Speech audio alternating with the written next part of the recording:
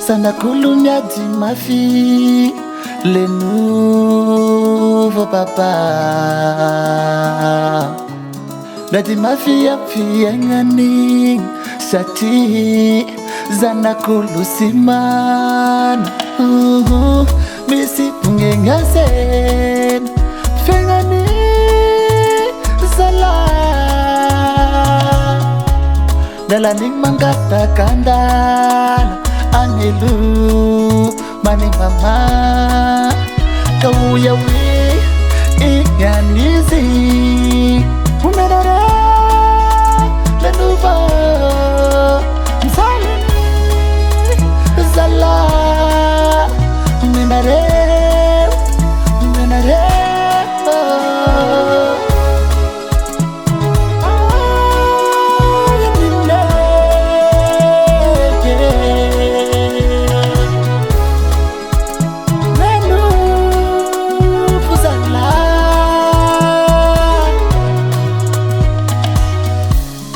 Kambutiray mbokeleni sy misy taray lamba rovitra miningay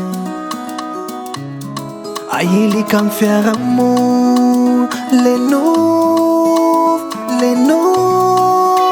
ka uya we ignanizy umenareo le nouveau mizaleni mizalay umenareo.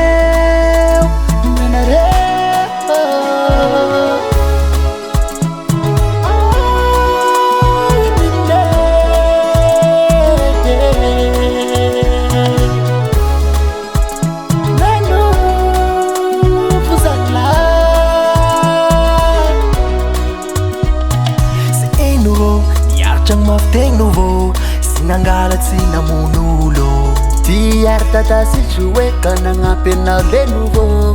Andamosigna fibabena fifagnampiana sy fanerena nahita samaritana nouveau ka lasa nanakarena. Andamosigna fibabena fifagnampiana sy fanerena nahita samaritana nouveau ka lasa nanakarena. Le nouveau papa.